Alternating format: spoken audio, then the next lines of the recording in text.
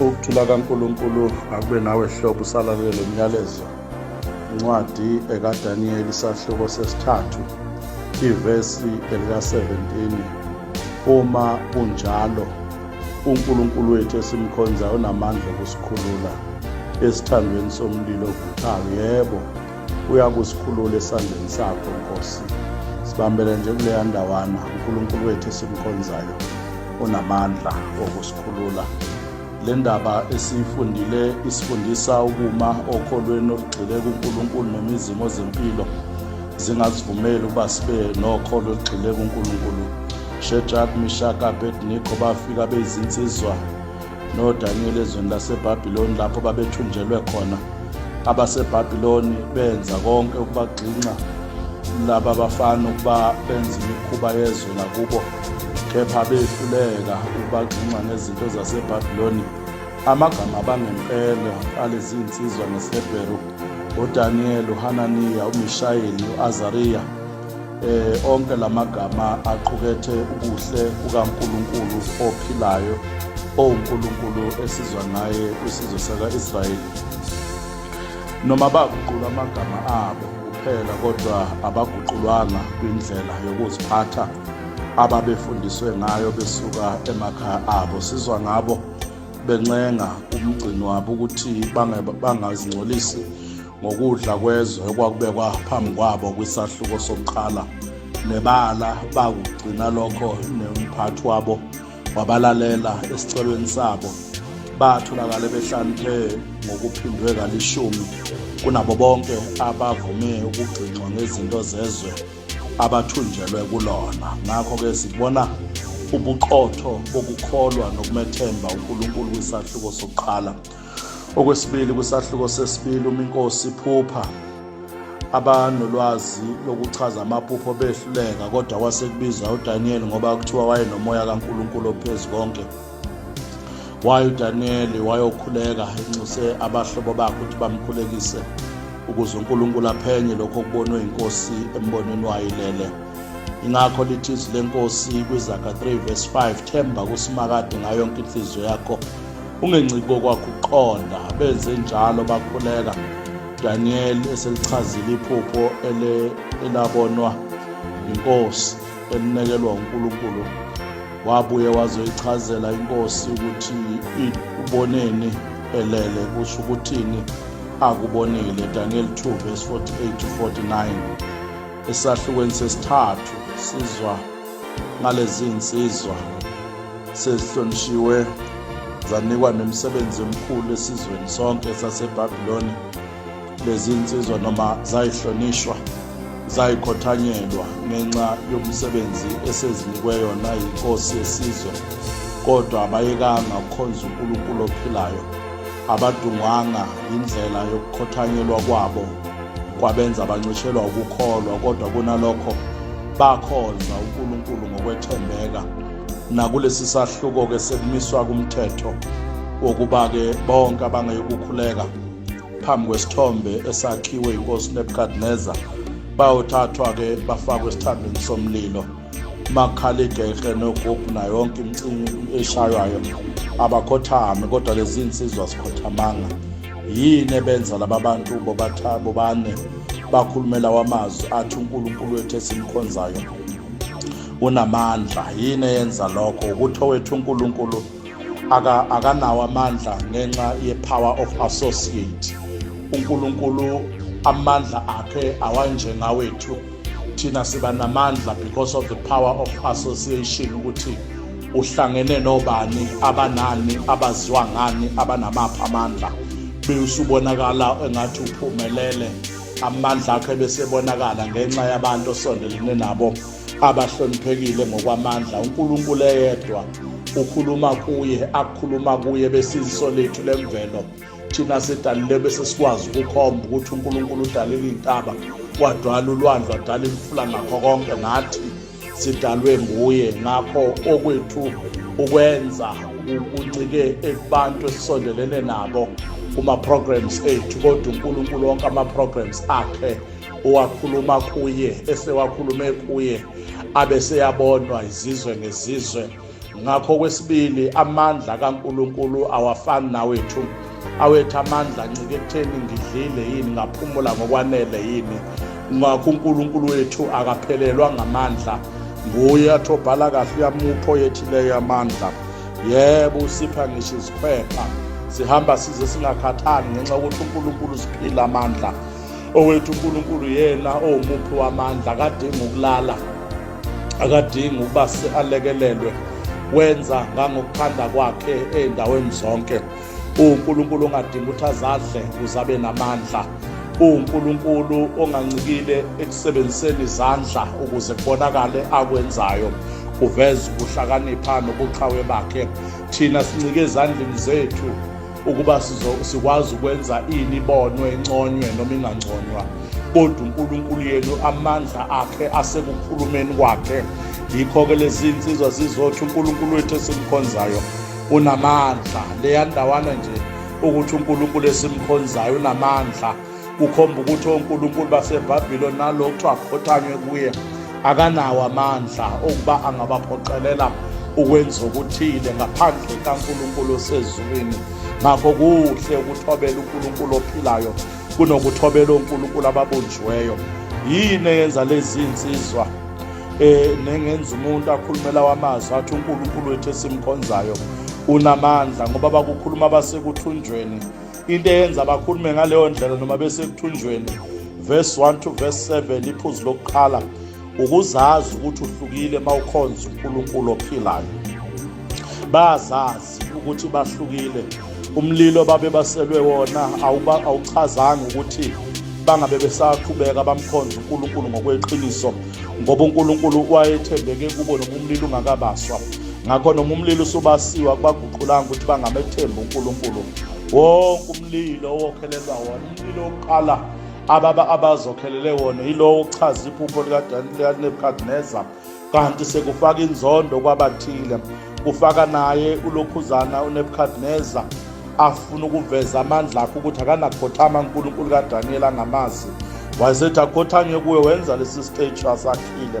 Babezolahlekelwa izikhundla zabo Daniel uma bengakhothami lesi sithombe sakhiwe uNebukadneza, kodwa banqaba. Abaningi bakhothama benzela inkonzo yesisi ukuthi mabalale bedlile, mabalale beshayelwe indesheni, bakhothama. Kodwa lezi insizwa zancama ethi noma singakhothanyelwa lapha emhlabeni, kodwa uma izulu lisibona ukuthi sithembekile kulo, kulungile. uNkulunkulu wethu esinamandla unamandla, uNkulunkulu wethu esimkhonzayo unamandla.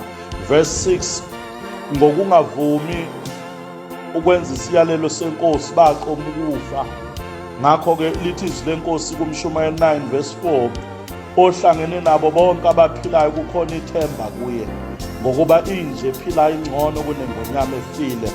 Kungcono ukuba ligwala eliphilayo kunokuba iqhawe elifile. Baningi bathandekayo abazibophezele ey'ntweni ezingabasizi ngalutho, ngoba befuna ukubonakala bengamaqhawe kanti ingaphakathi labo lifile. Kodwa la madoda azothi noma singeke sibe namandla okuyivikela, njengoba sibe sinjengezinja nje ey'philayo phambi kwenu, kodwa kuhle asinamandla okuzivikela, kodwa uNkulunkulu wethu unamandla okuzivikela. Abafunanga ukwenza njengontanga yabo, kodwa benza lokho uNkulunkulu akwembula kubo, bayihlukanisa, baphila impilo yokuyihlukanisa. Lithi izwi lenkosi ujwayelana nababi kuyonakalisa ukuyiphatha okuhle, bayihlukanisa kwabezwe. Ngoba izwi lenkosi lithi lingalingeseli izwe kodwa iguqula isimo sengqondo ngokwenza ibe ntsha. Ngakho uma ufuna ukubona amandla kaNkulunkulu, yihlukanise nezinto ey'thandwa ngabanye abantu, uphila impilo yobungcwele, impilo enemqambo, ekukhulumeni kwakho, ekwenzeni kwakho, ecabangeni kwakho, uyikhuze nemicabango ukuthi ingakuyengi ikuyengele entweni engenabo uNkulunkulu. Caca ey'ntweni zonke ozenzayo, baphila impilo yokuma, bangakhothama ey'ntweni ababesezwele ngazi ukuthi uma sesike sazenza siyothathwa siyomiswa phambi kwenkosi, siquliswe icala. Kodwa noma singaquliswa phambi kwenkosi, uma seyithathile isinqumo sokuba sifakwe emlilweni, yikho sizozo uNebukadneza sebephambi kwenkosi. Evesini lika-14 athi ngamabomi iShadrach, Meshach, Abednego ukuba ningakhonzi onkulunkulu bami, ningakhuleki esithombeni segolide engisimisileyo. Kodwa lezi insizwa enhlizweni yazo njengoba zingaguqanga zinento eyodwa eziyibusayo. uNkulunkulu wethu esimkhonzayo unamandla. Ngakho asinakuguqa, asinakuyingcolisa. Sithatha isimo sokuba singama. Lento ingikhumbuza isilwanyana esibizwa nge-emine esitholakala lapha e-Eurasia nase-North America. Lesi silwane esibizwa nge-emine uchakide lo omhlophe onomsilo omnyama ogqize ngokumnyama ngasekuphetheni kwawo. Lo chakide-ke uhlala endaweni eli-ayisi, ufuna indawo ehlanzekile. Noma make kwenzeka abawubonayo base bewubona bewuzingela, bahamba bayovala ngasemgodini wawo, baninde ngodaka emgodini wawo ulo chakide omhlophe obizwa nge-emine. Awungabe usangenela ukuzwa iphunga lodaka lo chakide, ungabe usama, ungabe usabuyela uyongena emgodini ngoba ufuna ukuyingcolisa. Umhlophe awunachashaza kodwa uzwani nokuzingcolisa. Uphuma mase kubona isense ukuthi ilanga likhona. Awuhambe endaweni enenhlabathi, awuhambe endaweni ezokwenza ukuthi ungcole. Uyasithanda lo chakide, kodwa make bayibona abazingeli bese beninda udaka la uhamba khona nasemgodini wawo, uyaluza udaka bese ukhetha ukuma eduze komgodi.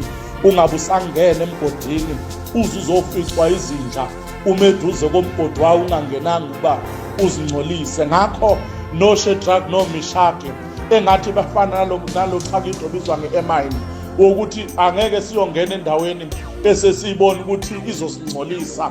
Ngakho asinakuzingcolisa, singamane sifele kodwa ukuthi asizingcolisanga. Engathi ungasho njalo enhlizweni yakho uma uthatha isinqumo sokukhonza uNkulunkulu, imaphi separated ey'ntweni zonke, ngoba uNkulunkulu wethu unamandla okusikhulula kuzo zonke izimo. uNkulunkulu wethu unamandla usikhulula abantu bebuka, usikhulula abantu bengabuki.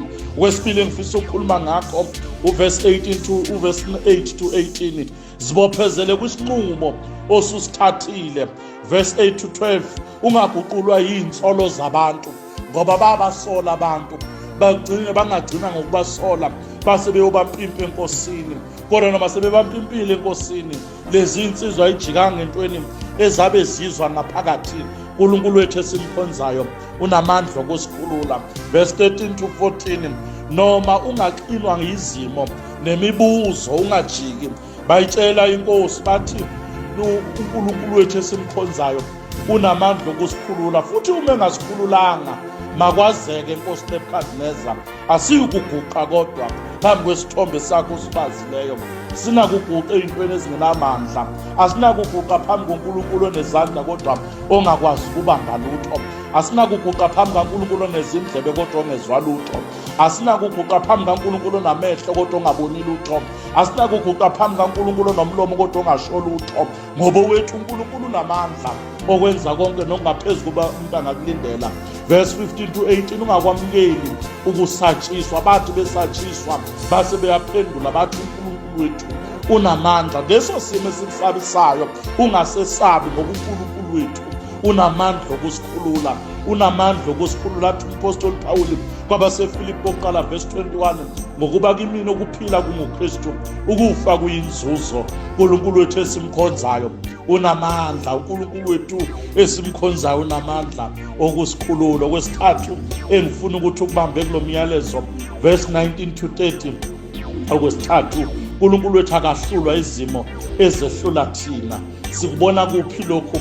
Verse 19 to 23, uNkulunkulu wabakhulula beya kwilangabi lomlilo. Verse 22, wabakhulula beya kwilangabi lomlilo. Ilangabi lomlilo lawabulala lawo madoda ayekhuphulo Shadrach, Meshach no-Abednego, yize babeboshiwe. Kodwa uNkulunkulu wabaqala ukubakhulula kuqala kubantu. Kunenkinga ungakazi ukhululwe kubantu, ngoba abaningi baphilela abantu ukuthi ngiyoba yini, bayothina abantu. Kodwa uNkulunkulu lamadoda ngokuwumamela iqiniso wawakhulula kubantu. Kunabantu abangafinyelele ey'ntweni uNkulunkulu abadalele zona, ngoba basaphilela abantu, basanake ukuthi abantu bothini base ngibonakala ngenza into ethile. Kunabantu ababanjwe ilokhuzana umoya wabanye abantu kumele bahlale becabanga izinto ezithile ngabo, babanjwe i-power of association.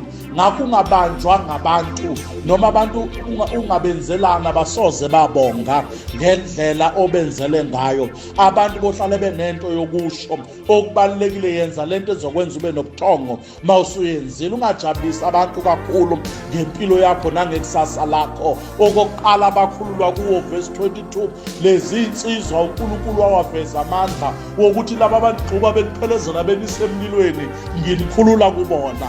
Ngakho uNkulunkulu wenza bafa ababeyobafaka emlilweni. Engathi ungakhululwa kubantu ocabanga ukuthi angeke ube lutho bengekho eduzane kwakho ngoba usengaphila noma bengekho. Mina ngizokhuluma ngokuthi noma bengawuvala umholo wakho usengaphila, ungasawutholi lo mholo, noma ungadilizwe emsebenzini, uma wazi ukuthi ubumela iqiniso usazophila. Kodwa uma uzazi ukuthi ubungenza iqiniso noNkulunkulu yokwenza ihlazo phakathi kwabantu ngoba ubungaliphili iqiniso. Ngakho yonke into ekuzokuvelela uma umeqinisweni wombonga uNkulunkulu uzokwenza uphile. Kodwa uma uzazi nawe namabhatha owenzile, yazi ukuthi uNkulunkulu uzokakudedele ngoba uNkulunkulu ongamyeki umuntu angene esimweni angaphumi engafundanga okuthile kuso. uNkulunkulu wethu esimkhonzayo unamandla okusikhulula. Khululwa kubantu ocabanga ukuthi uwutho ngabo, uwutho ngoNkulunkulu. Okwesibili, uNkulunkulu wethu unamandla